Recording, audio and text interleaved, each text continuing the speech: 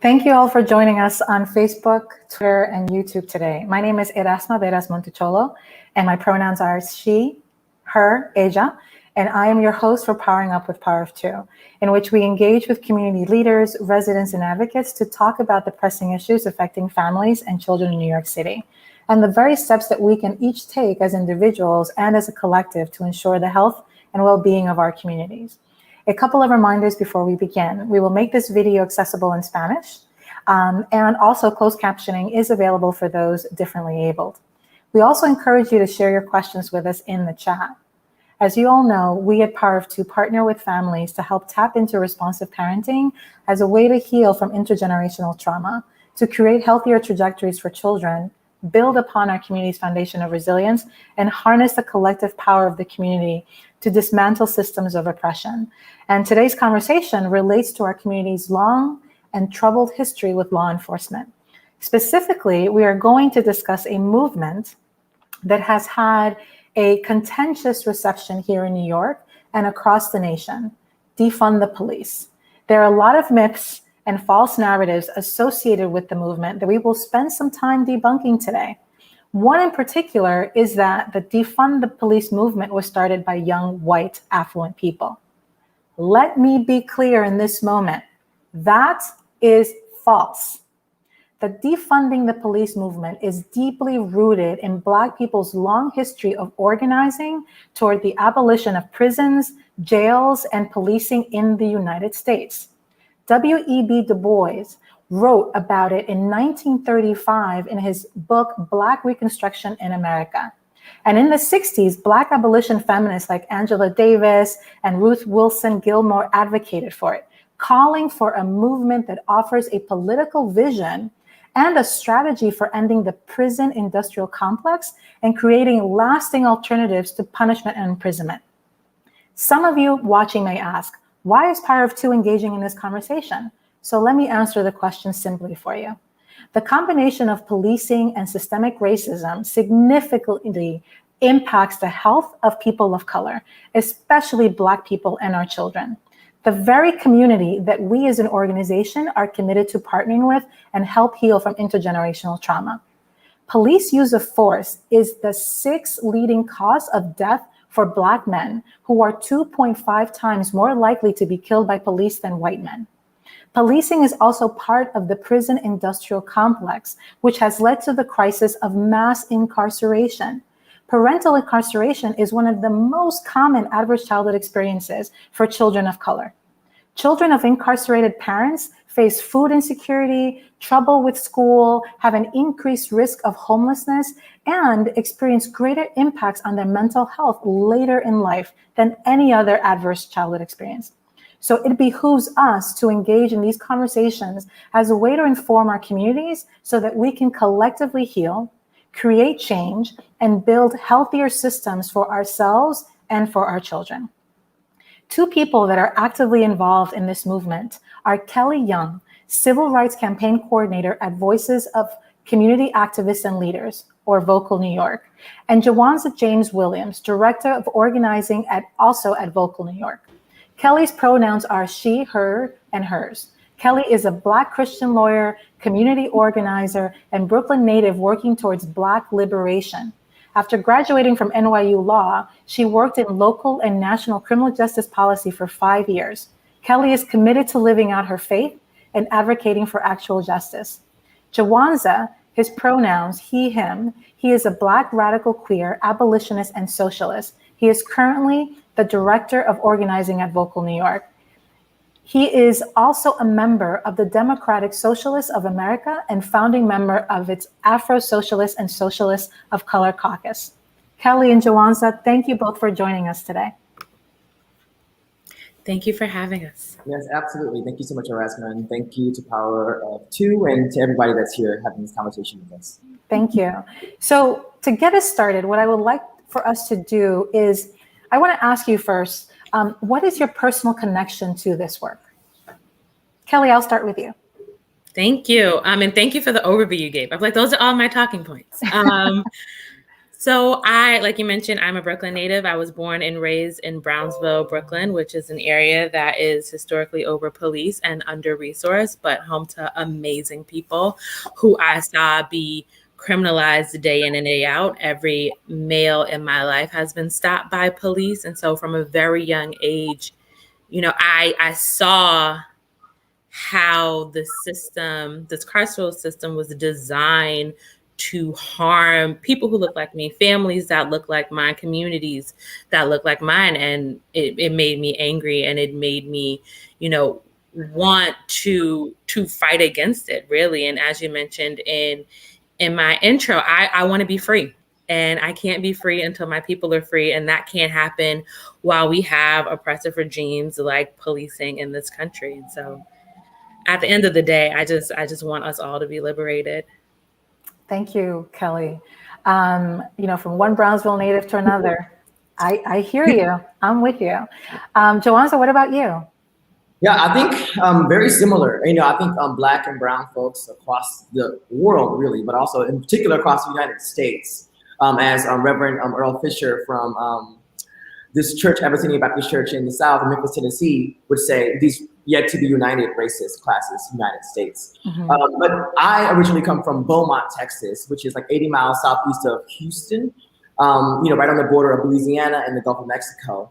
And, I think my sort of origin is beyond being born Black and gay in this world is the drug war. I have a generation of cousins that turned 15 and then they disappeared. And they came back at 21, 22, unable to do anything for themselves, dealing with the collateral consequences of having been, either drug users or low-level drug sellers, and just really realizing how that was a part of things. And what really started my sort of journey in this organizing is I moved to New York and experienced unimaginable struggle. Not because I just wanted to, live in New York because it was hip. I wasn't like, oh, let me move to Bed-Stuy because it's a place to be.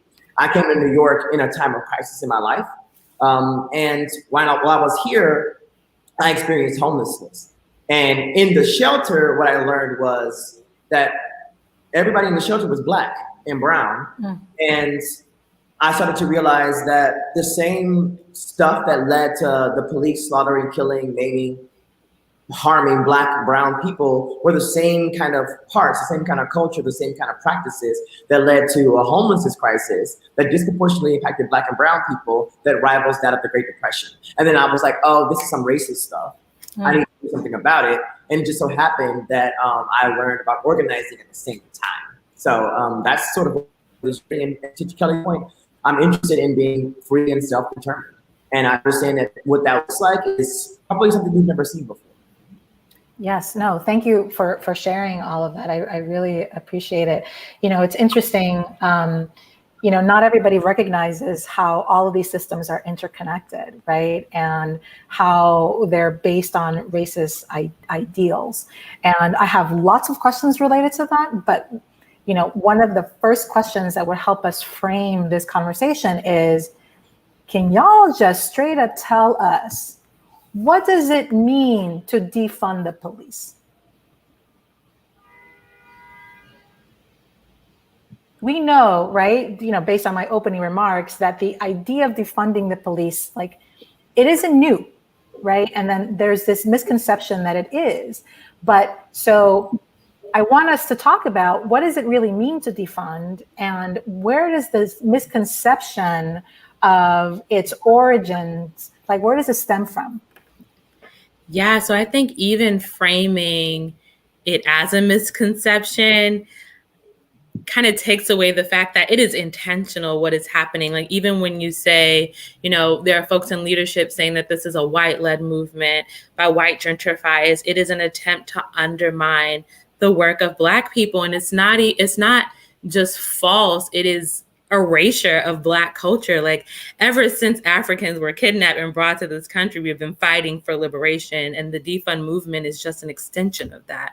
And it is exactly what it says. We want to take money away from the police. That is what we want to do, because there's $14 billion lifting up carceral institutions that are designed to kill Black people. I mean, and that includes police, that includes district attorneys, that includes the DOC.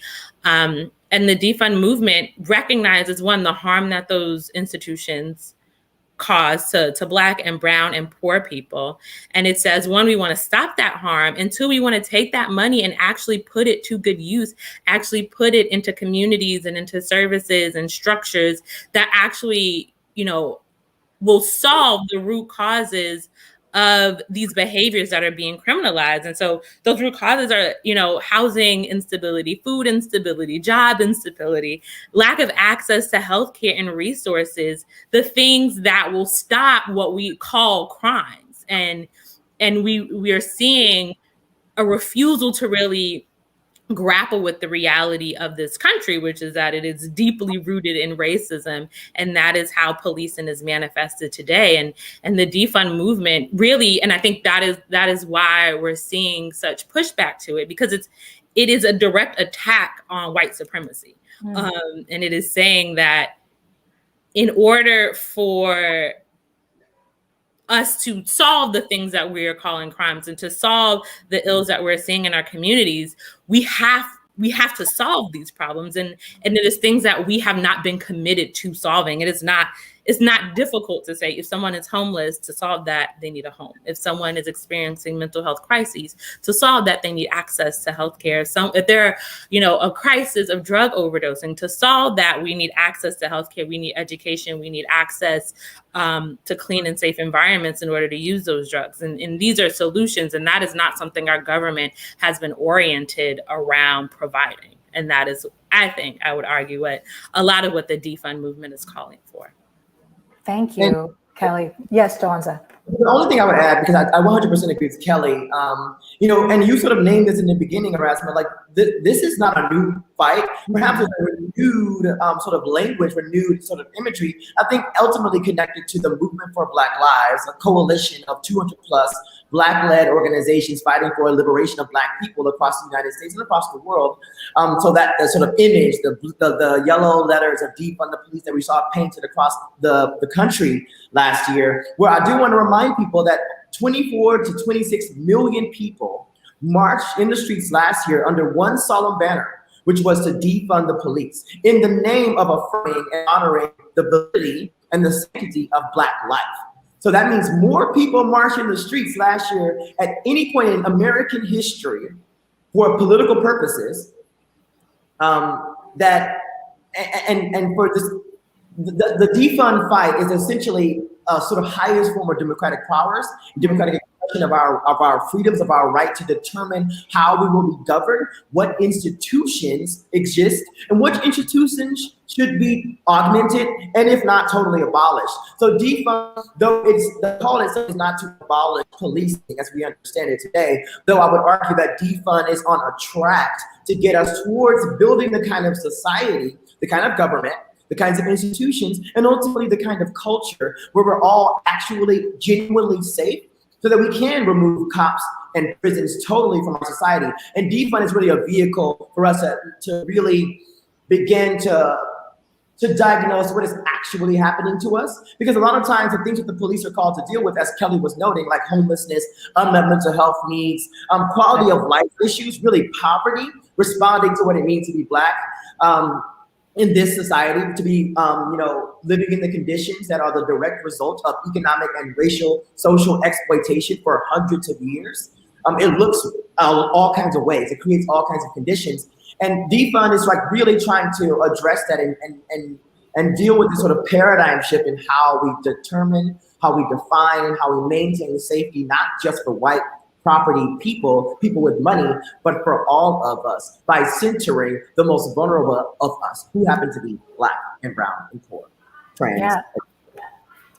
Yeah, no, thank you for that. I think that there is, that's right, this idea that abolishing means completely just eradicating. And we're saying we want to reimagine how this system can work for all of us. Mm-hmm. Right. And not just the system, but everything, every single system that we interact with here in the city and in the United States as a whole. But one of the things that you both started to talk about is the history of policing. So I want to make sure that our audience gets, a little insight into that. So I'm going to invite you to travel back in time with me for a moment so that we can share with our audience how police departments have historically had ties to systemic racism. And I'm going to start with you, Jawanza. So first, I'd argue that the police, at the very core, the foundation of this practice and of this institution in our society, is intimately and directly connected to contracted white folk in time of slavery in this country, being contracted by slave-owned people to go out into the world, into the wilderness, to capture escaped enslaved Africans and to return them to captivity, which means to return them to be maimed, to return them to be raped, to return them to be killed, to return them to have their identities, their cultures, their religions erased, annihilated. So that's where it ultimately starts from. It's always been about enforcement of the kinds of laws that depended upon the dehumanization of Black people. One of the things that I like to remind people is that we're dealing with a number of issues, a number of layers, a number of dimensions when it comes to the experiences of what it means to be a Black person in this country and in this world, really. One thing I would say is that we're dealing with capitalism, we're dealing with white supremacy, and we're dealing with a culture of violence that is necessary to maintain these realities. Because capitalism, even before the United States existed, has always needed a racialization to function. Because essentially what happens is, for me to have, you can't have as much. For me to be able to build massive wealth, to meet that bottom line, I have to be able to pay people less and less money or not pay them at all. And the only way that it's okay to do that in a supposed society is to have people that it's okay to exploit. Therefore, you have to have people that are better than other people. So that's where this white supremacy idea comes from. White supremacy is a direct result of capitalist need to maintain its integrity. And then that white supremacy depends upon the dehumanization of Black people, and it produces, therefore, a culture of violence. I think that same culture of violence, whenever it's unchecked, it leads to annihilation, and it leads to the building of institutions that maintain that status quo. And the police as an institution have historically been the primary mode of maintaining that kind of structural and socio-political domination by white capitalist class folks against Black and brown people. I mean, again, remember, we are gathered here, though digitally, on the blood-soaked soil of indigenous land. So there's then the creation of this mythologized sense of superiority. And the police have always been a sort of tool in that process. That's why the sort of distinctions between the KKK and the police for many of us is blurry. Yes, thank you. Keli, additional thoughts?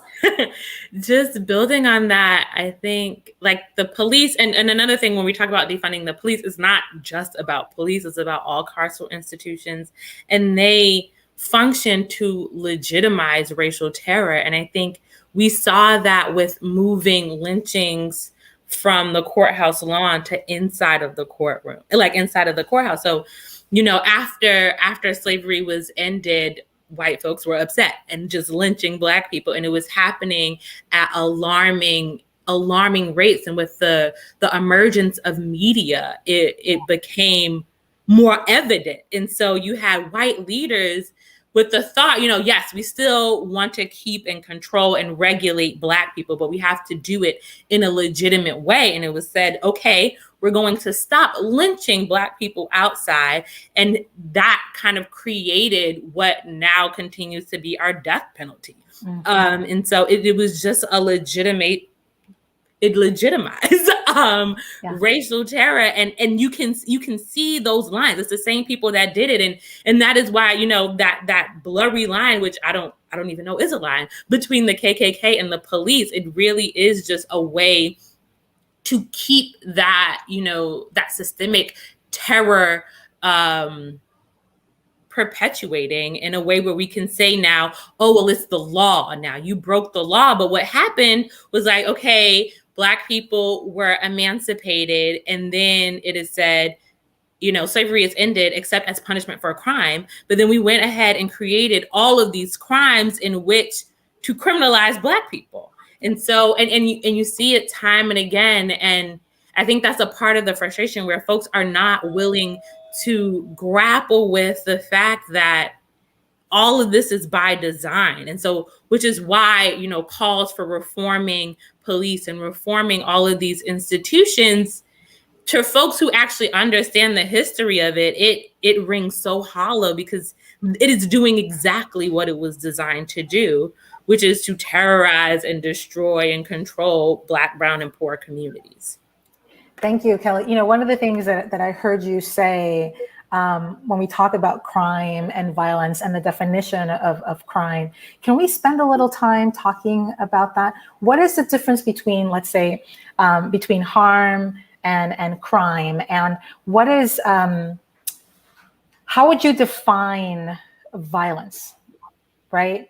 Those are big questions. Yeah, those are big questions. So, I mean, I want folks to understand, right? Because what I hear a lot is, well, we can't abolish the police and we can't think about, reforming or redesigning or whatever, or reimagining it, because what's going to happen, the violence rate and the crime rate is going to spike, right? And folks are using that as a proper argument right now for actually continuing the excessive funding of policing. And so I want to make sure that we're all clear on the distinctions of those things.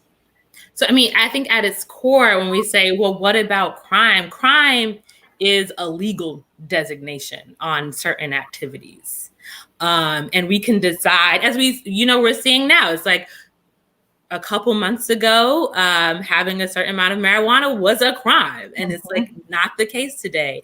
But when we talk about harm, those things don't depend on legal designations. Those are real things. Those are things that are felt by communities. And that is what the defund movement is getting at. We want to solve harm. We want to make sure that when harm happens in our communities, it is dealt with in a way that does not perpetuate harm. And, we're seeing that there are many things that are criminalized that are not harmful. And there are many things that are harmful that are not criminalized. And that has everything to do with what we look like, how much money we have, how much power and privilege we wield, because, it's not considered it's not what's happening in Washington Square Park and parks throughout the city are not considered criminal by what police are doing in those communities is not considered criminal, but the people they're happening to, we can easily say that they are being harmed. And that, I think that distinction is what we're really trying to push people to look at, because as long as we get hooked up on oh, well, this is a crime, without understanding that those are things that were created in order to perpetuate white supremacy. But if we want to get to the root of what is harming us, again, as I said and Jawanza said, it's a lack of access to these resources and homes and healthcare. And we want to be addressing those things. And then when we talk about violence, and I want to hand it to Jawanza to talk about this because I love the way he talks about it, is we can't talk about violence without talking about police violence. With that, I'm gonna give it to Jawanza. Thank you, Keli. Yeah. Jawanza. I'm having a bit of internet connectivity issues, so hopefully folks that are listening I'm coming across clearly. But I definitely agree 100% with Keli's assessment here about the differences between crime and harm. And just to add on to that, before we talk a bit about violence, I think a lot about the images of the civil rights movement that lives in all of our popular imagination. You don't have to be a liberationist scholar. You don't have to be Angela Davis to understand that it was illegal for the Student Nonviolent Coordinating Committee to go into these restaurants and sit at the table and expect to be served, because it was legal to have Black people not have access to a restaurant, to have Black people have to use a separate entrance to a building, and not just Black people, but other people of color as well. And that was illegal. So they were committing a crime, but we understand that was a justified crime. They were not committing harm against people. In fact, that law was harming them. So it's very important for us when we think about violence, that we don't just think about violence in a sort of unidimensional or one layer or one shoe fits all sort of definition, especially a definition offered to us by the most powerful people in the society, by the institutions that oftentimes lack the representation and the interest and the sort of censoring of vulnerable people that depends upon our dehumanization and our, sort of harms. So I think about violence as multidimensional. I'm using that word because it's very important that we hold the complexity of words, the complexities of experiences. So yes, it is violent, for instance, for there to be gun violence in a community. But it is also violent to respond to said gun violence by flooding more guns into the community, mace, handcuffs, boots, and nets. It's violent to have 78,000 people living in shelters in New York City, with disproportionately where 86% of all people living in shelters who are single adults in New York City are Black and brown, as if we are somehow the majority of the people that live in New York City. So, that's a violence, and that kind of violence then creates the conditions for other kinds of violence. Like, what does it mean to be unstably housed for a number of years at a time? What does that mean whenever 100,000 students, like in New York City in 2019, went to school from a shelter? How violent is it for young people to try to get an education in the richest city, in the richest country, in the richest point in human history, that our Black and brown children are going to school from a shelter every single day? And that is violence as well. So when we talk about defund the police, and the defund is always attached to investment. Right. People that are abolitionists, people that are called to defund the police, we are absolutely concerned about safety. We're so concerned about safety that we're trying to eliminate harm everywhere that it occurs. And the police and policing as an institution, we're funding them to harm us in a number of ways. So we are holding that complexity about how do we address safety, how do we maintain and build safety across the board, as my favorite Dr. Cornel West would say. We got to hold it across the board. And that means we have to be thinking about how do we solve and eliminate the problems in our society, issues that create problems, that they create the kinds of conditions that make us unsafe. And we want to invest that money that we're spending and wasting, basically just throwing money in a pile of fire. Because the police on homelessness, why call the police on someone experiencing homelessness as if they're going to somehow house them? They're just not going to do that. So why are we spending our taxpayer dollars to fund a police institution to respond to an issue that they're not equipped to and should not be equipped to solve? So defund is just us about this. It's commonsensical. Let's put our money where it actually needs to go. And the last thing I'll say here is that it's very important for New Yorkers, especially New Yorkers who are Black and brown, who work every single day for all our lives, to understand that the city budget is a document that we can influence. It is a moral document also. It's not just a structural, like, here's how the city's going to pay for what it's going to pay for. If you look at anybody's budget, if you look at Kelly's budget, Erasmus' budget, my budget, you're going to find out that I really love beer, right? If you look at City's budget, you're going to find out Cheetos. But if you look at New York City's multi-billion-dollar budget, you're going to find out that the city really loves and prioritizes policing. Because if $11 billion every year is going from our taxpayer dollars into policing, how much of that money is going into housing for the homeless? How much of that money is going into making sure that Black and brown people have access to comprehensive health care, including mental health care services? And if it's not on par with policing, then we've got a serious problem. And that's what the Defund the NYPD campaign in this city is all about. Like, how do we make sure that our city budget reflects not just common sense, but reflects a value structure that is anti-racist, that is class conscious, that is gender expansive, that is holding the complexities of the kinds of things that we're talking about. That understands the history that led to us experiencing states last year. That's right.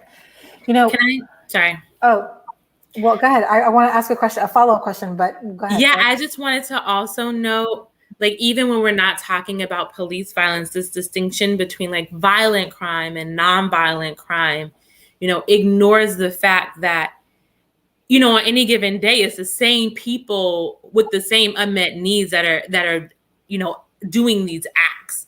And it's a distinction that it's false, it's racist, and it is preventing us from ending mass incarceration. Mm-hmm. And it's a label that we, throw out even in like criminal justice reform movements that allows for people who have been deemed violent to be seen as like undeserving of access to services and access to care.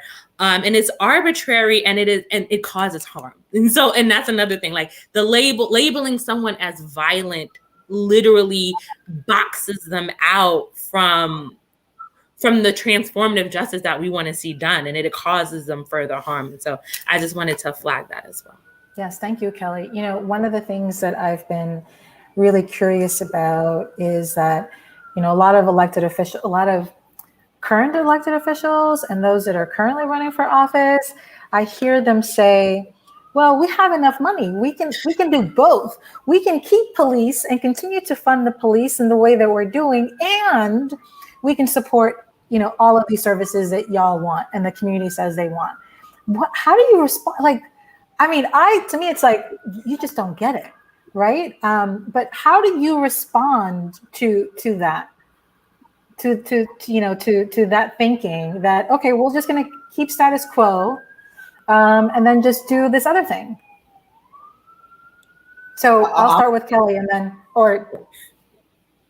yeah, I think it's really hard. And that's one of the things, because our leaders are meeting with city council members and are getting those arguments, which again erases the lived realities of people in these over-policed communities to say, well, it's fine, we don't need to defund the police. And it's like, you're not listening. You're not listening when we say that police are a direct hindrance on us being safe in our communities. And I think it requires us to have a more expansive understanding of what we mean when we say public safety. Mm-hmm. Because if that doesn't include how police are harming us, then it will allow for these conversations to happen where they're like, well, we don't need to defund the police, but we're not safe. We've had actually leaders say, like, I am less safe when police show up.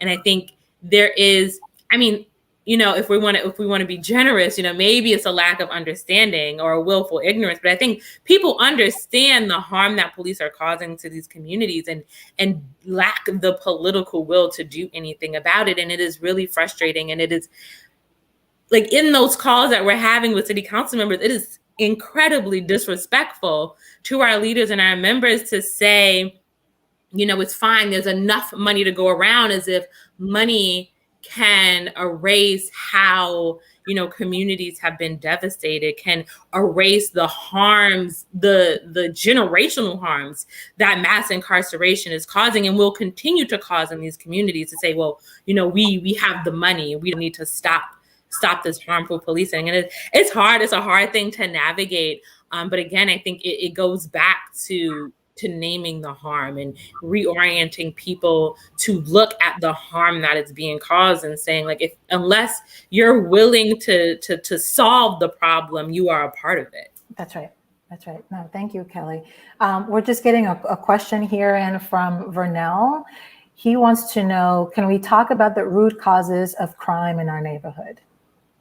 Jawanza, I'll send that to you. Yeah, I think we're talking about it already, really. Again, this is a crack, like this, every issue that affects people. So I think we need to take a step back and look big picture before we zoom in. I hate to use terminology, but this is the best way I know how to describe it. And it's about sociology. Like, what is the cause and the origin of violence, of the conditions that lead to violence? And like, what is the ultimate sort of motivators of human behavior? Like, why do we do the things that we do? Now, this is very, very important for us to think about, because I believe that there's a sort of like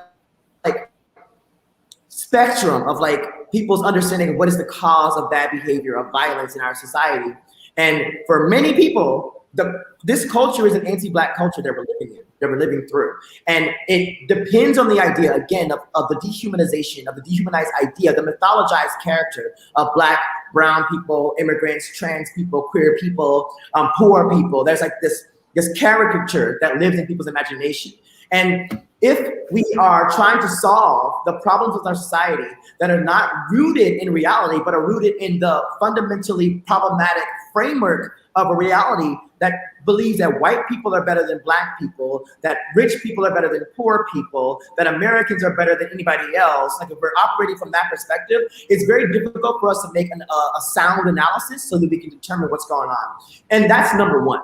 And then number two, most immediately, is the distribution of resources in our society. Who has access to money?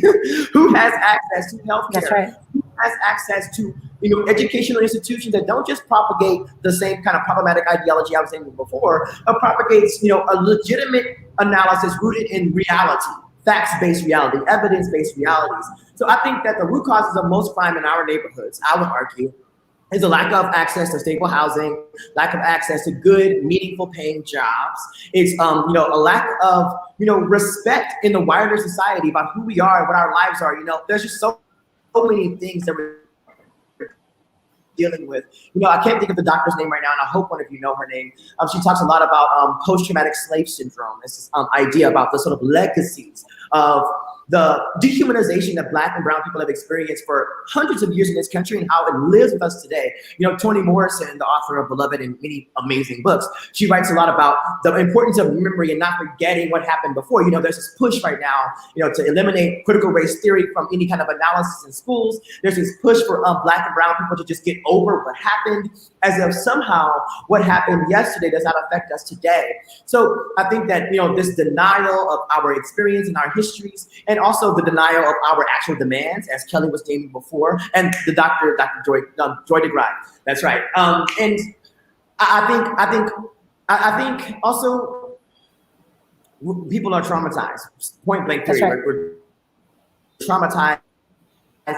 It's compounded, and just the very basics that we need to live good lives not being met, or only being met in a sort of survival mode.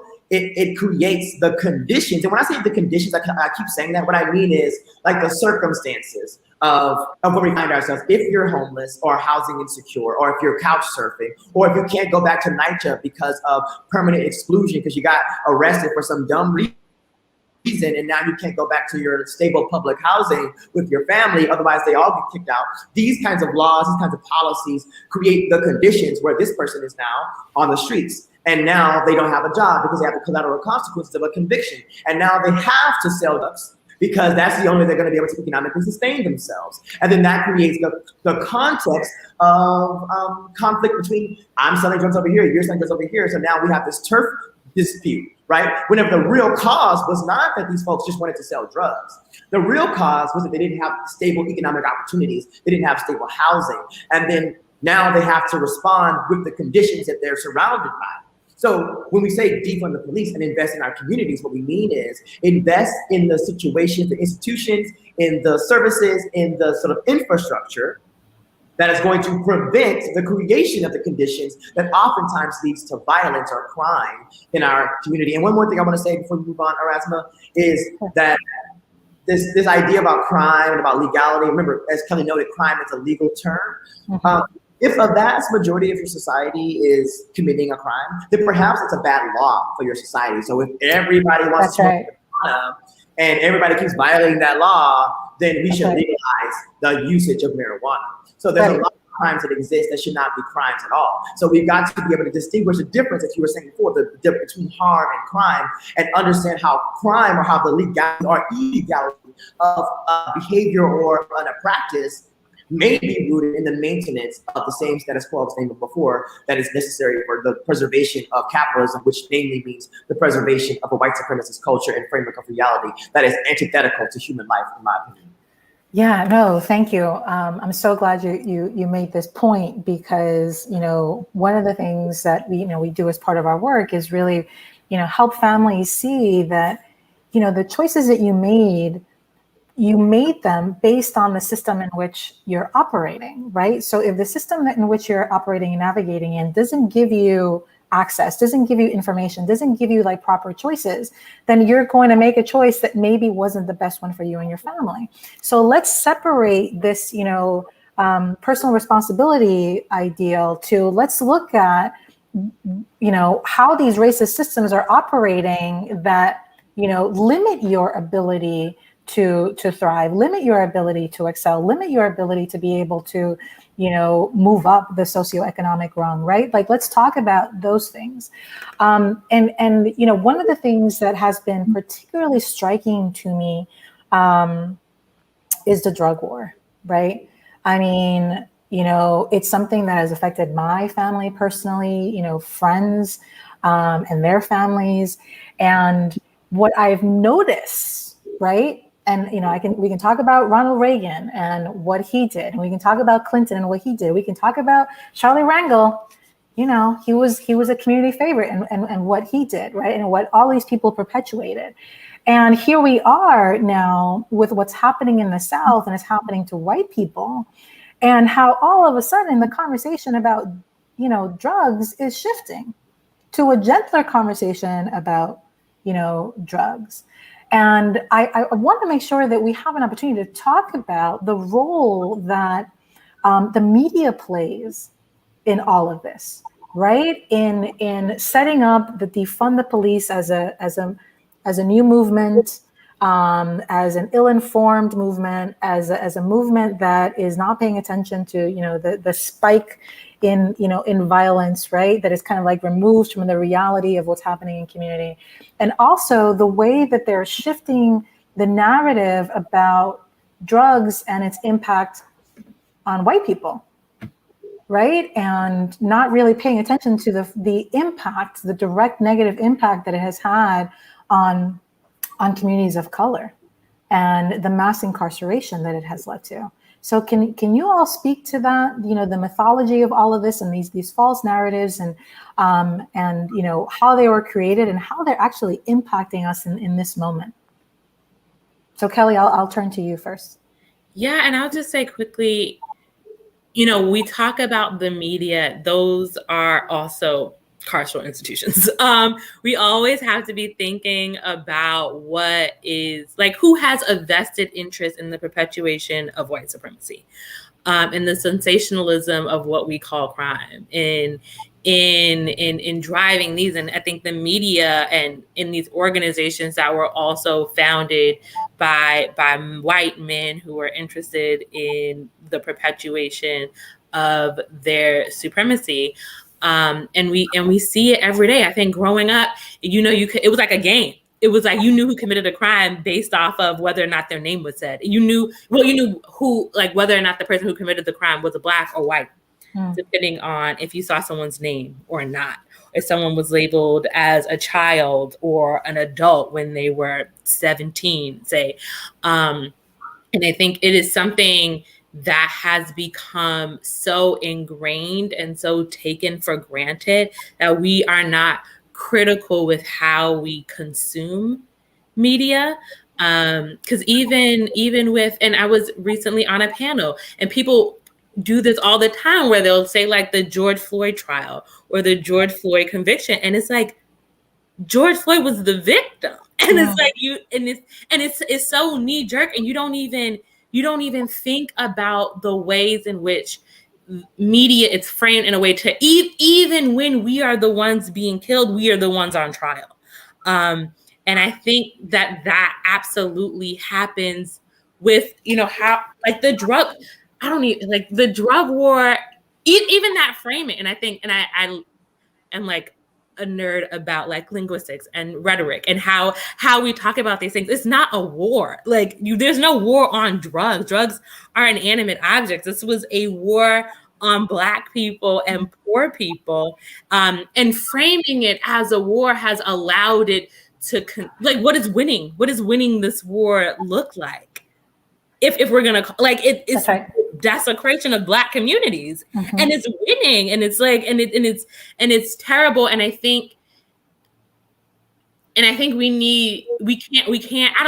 hard to even, like, disentangle and, like, do we still call it a drug war? Because that's not what it is. We recognize the value that drugs have in curing us and making us whole. And when Black people are trying, as Jawanza said, we are all traumatized, and how we choose to deal with that trauma is our choice. And if we choose drugs to handle the trauma of centuries of torture and abuse, we are caring for ourselves, and how we have chosen to care for ourselves in time has been criminalized.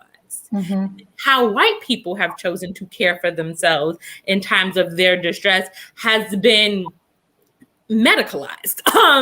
And we see it in the media all the time, and it is why we are now seeing an opioid crisis, where Black communities have been ravaged by these same drugs for decades, and it was never seen as like, oh, well, we need to help them. We need to figure out what is the cause of this drug use. We need to figure out what's missing, what programs and services need to be added, and that is only something that we're seeing now.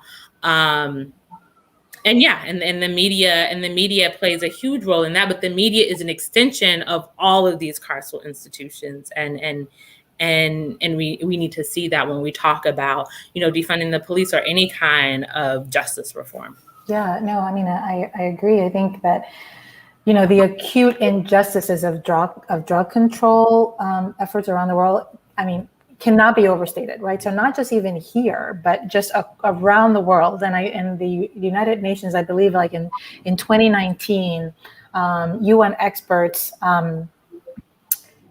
traveled and did some specific research on people of African descent, and what they noticed was that the war on drugs has actually operated more effectively as a system of racial control than as a mechanism for combating the use or trafficking of narcotics, right? So it's become, and we've seen it, we've experienced this, right, where drug law enforcement has led to mass incarceration, arbitrary arrests, and detention, and actual additional increased police brutality. And all of that, the burden of all of that has landed squarely, disproportionately on the shoulders of Black and Brown communities. Right. It's something, that we've seen, and it has been studied globally. Erasma, that makes total sense, because that's exactly what it was designed to do. So next week, we're actually entering the 50th anniversary of the launch of the war on drugs by then President Richard Nixon. And the sole purpose of their launching the war on drugs was not about public safety, was not about addressing addiction. It's specifically, and this is documented fact, so please feel free to Google it, that the Nixon administration needed to, at the time, to disrupt the anti-war left, the anti-Vietnam War left, who are, typically seen as like white, hippie, marijuana smokers. And it was also to disrupt Black-led leftist movements. Our Black leaders. Think about the 60s, the late 60s and 70s, what kind of leadership we had building, what kind of movements and kind of organizations we were building. But of course, even in the 70s, you couldn't criminalize people for being Black. You couldn't criminalize people for their politic as easily as they could in earlier periods with Marxism, etc. But you could criminalize drugs and drug use. So if you criminalize marijuana, you could break up the anti-war left via criminalization. If you criminalize heroin, which was in the popular imagination associated to Black people, then you can break up the sort of radical Black left that was building political power and movements across this country and challenging, again, that hegemonic structure. So the war on drugs was created specifically for that purpose. And then it is compounded in negative ways. And it's very important for us to understand here as well that it is a partisan issue. Both Democrats and Republicans have led and continue to exacerbate these problematic ideas about drug use and passing drug policies that have depended upon the dehumanization, again, of Black people that maintain the status quo. And the drug war has been and is the primary vehicle of mass incarceration. The perception of drug use or the perception of drug sales is the primary entry point of police engagement with Black and brown and poor people. And then it also, as Keli was noting before, is always used, or drug use is used as a justification for having killed us. We saw that with George Floyd in the release of the toxicology report. We saw that with Breonna Taylor when they executed her in her bed and tried to make this about drug use. We saw it with Trayvon Martin. We see it with almost every single case where Black people are killed by police. and really killed by white people in general. Like, oh, well, they were high, therefore they deserved. And, the media, to bring that back into the conversation, we have experienced for decades, every day, every night, especially on local media, the sort of presentation of like, who is the drug user? And they often are Black women, Black people who are poor. I'm like, oh, well, this drug did this, or drugs this and drugs that, whenever really what we're talking about is poverty. And I think that the drug war, and has one, as vocal New York leaders in the youth union would always say, this has been the most expensive and longest war in American history. Trillions of dollars have been spent. Countless lives have been lost. Like the kind of damage that we've done, and not to mention, as you were naming, Erasmus, the exporting of this drug war practice across the world. Look at the Philippines today and what's happening there through their president, Duterte, and look at Brazil. Like, so much of this stuff is coming from the US, and again, it's all ultimately coming from the need to preserve this idea of white supremacy and for the purposes of maintaining the economic status quo through a capitalist market system that is rooted in exploitation, and it creates ultimately all of these conditions that we're having to respond to. And as Keli was noting about, the medicalizing of drug use and using drugs as a form of treatment for ourselves, and then running into issues. Number one, I want to remind everybody really quick, because we're saying it, but we're not saying it explicitly. We can have the agency as free, self-determined people, and that's what we're trying to get to, right? We can use it for pleasure. That is okay. We can use substances for pleasure. We should be thinking more so about, let's be the kind of society where if our people do become addicted to a substance and it creates, chaotic conditions, chaotic behaviors, instead of demonizing them or demonizing the substance, how about we become the caring and compassionate society that takes care of our people when they run into issues? So, because prohibition, and we can't go into it because we don't have time, does not work. If you prohibit something, you're just going to make people do it in another kind of way. So let's be loving and compassionate to each other. Yeah, no, thank you for saying that. That's incredibly powerful, and it's so on point. It's really on point. I just got a question from someone. I can't tell their name, but they asked, have any U.S. cities begun to defund their police departments? Can you give us a couple of examples, and how's it going?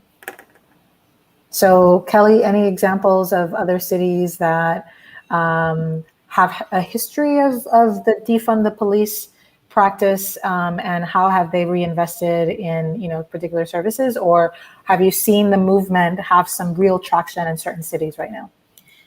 Yeah, so there are cities across, and it's hard to gauge because similar to what happened in New York, you'll have city councils and mayors saying we defunded the police when actually there was this kind of, Houdini. We know that's not true. Yeah. Yeah, exactly.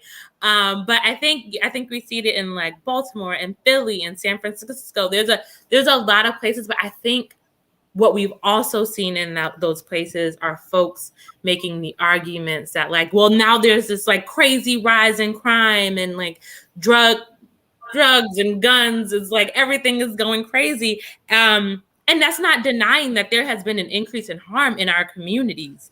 But it's also ignoring the fact that 2020 was a year where we were in an unprecedented pandemic where people were losing their jobs, losing their homes, losing their lives, and were harassed by police on a daily basis. And it was just a really neat kind of picture of how government refusal to address the needs of community members and instead policing them drives crime. Like it is a textbook example of how this happens. If we decided instead of having police come in and beat people up for being in community with each other and not wearing masks, if instead, and what we did see actually was mutual aid networks show up and show out in amazing ways, where it's like communities were taking care of each other,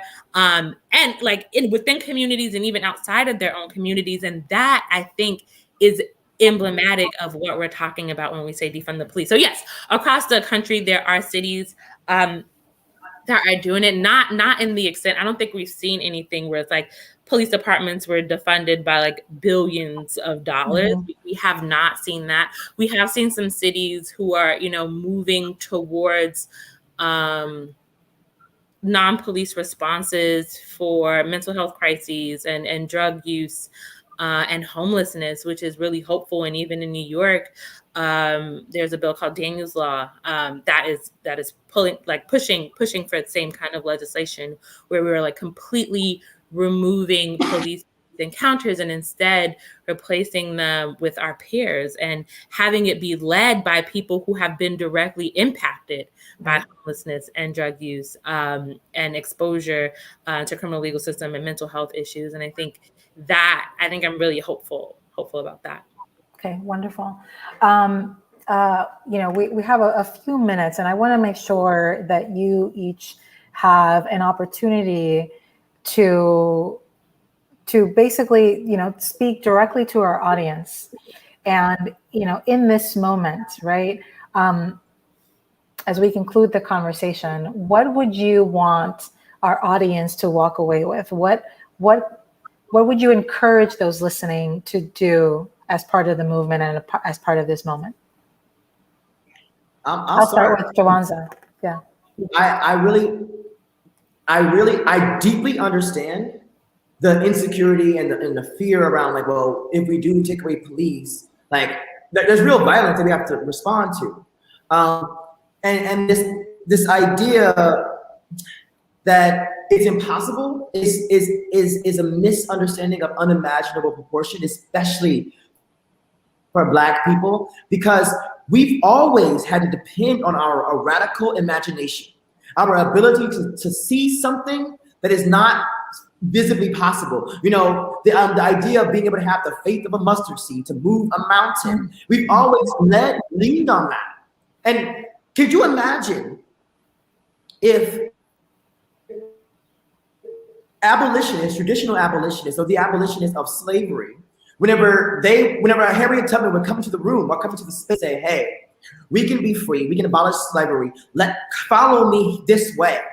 Can you imagine how many people thought that she was not rooted in reality, that she was tripping? She wasn't tripping, she was right. And the same is true from the police. Just because it's hard to see does not mean it's not possible. And just because it is happening does not mean that we can't do exactly what it is that we're imagining. And I think that we have to have faith in ourselves, because in every story being told about us or about defund or about Black people and about violence, even if it's a dog whistle where they're sort of suggesting that we behave in certain ways, that we can't peaceful, loving, and good to each other without the presence of white men with guns and bullets and tasers and mace and machine dogs and tanks like we saw in Ferguson. We don't deserve that. We don't need that. And we can do something radically different. And do not let anybody tell you that we are out of touch with ourselves or we're in cloud nine. We are building political power. We're building powerful institutions like Power of Two, like Vocal New York, as Kwame Ture reminded us we have to do. Because, Kwame Ture would always say that Black people across the world, Africans he would call us, are some of the most disorganized people in the world. And what by that it really means is not that we're disorganized in our individual lives, but like we have to be collectively, politically organized around a vision, a collective vision of a future that gets us free. And I'm sorry, but the future where freedom is actually true and deep and we are totally free and self-determined does not include people occupying our communities with guns. It might not even be guns at all. And I think that, but the only way that we're going to get there is if we're able to tell a different kind of story, if we're able to tell the story that is rooted in our truth and our experiential authority, and if we're willing to do the work, to build the power, to do the deep cultural transformation, to do the deep political structural transformations that it takes for us to get to somewhere new. And finally, I'll leave with this. I too am a Christian, and I have this word tattooed on myself called metanoia. It is the Greek word where the word repent in the King James Version of the Bible is translated from. And what it means is, how people say God calls us to repent, not to do this, not to do that. I think that that's a reduction of God's relationship to us and about how we move in our world. What God calls us to is what the word metanoia actually means, and it means to transform. God calls us to transformation. And we have been transforming since days that I could never name.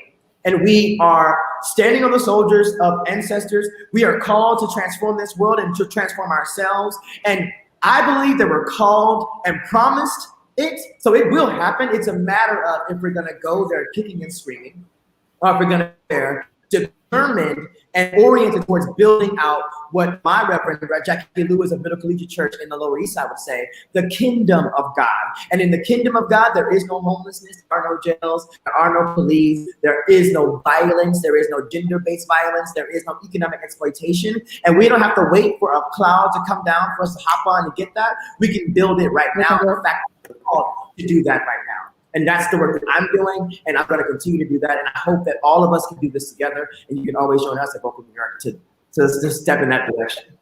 Thank you, Jawanza, for that. Yes, indeed. Keli, what about you? What are your closing thoughts? Yeah, everything Jawanza said, and I just want to be clear that like the call for defunding the police, which, as Jawanza mentioned, is on the track to abolition, which I think we should all be calling for as well, is not about, us having nothing. It's not about taking away from our communities. It's literally about us having everything we need. And so it's an invitation for us to imagine what we want and what we need and what is necessary for us to thrive. And I want to name that it is hard and it is scary. And for so long, we have been operating up out of a place of scarcity and oppression and struggle. And, it's like we don't have time to think about, those things, but it's like we can't afford to not do that. Like our freedom literally depends on us being able to unlearn the white supremacy that has us policing ourselves. And so that is, I think I want to leave us with, just imagine, just think, if every day you think about like what actually keeps me safe, the answer is not going to be police. Having grown up in an overly police community, I can tell you that the answer is not going to be police. It's going to be your grandma, and it's going to be your best friend down the block, and it's going to be your pastor, and it's going to be your community. And we want to create a world where our communities have the resources they need to serve themselves. And so that is what the Defund movement is about. It's about Black people and Brown people just being free. Amazing. Keli, Jawanza, thank you for sharing your insight, your experience, your thoughts, for reimagining with us what safety can look like for our community, and helping us freedom dream. So thank you so much for being with us. To all of you watching and listening today, I will leave you with this quote from Ruth Wilson Gilmore. If you don't know who she is, Google her right after this. Abolition is about presence, not absence. It's about building a life-affirming institutions. So my thought to all of you is, let's start reimagining, let's start freedom dreaming together on how we build institutions that benefit all of us, not just a few. Thank you all for watching.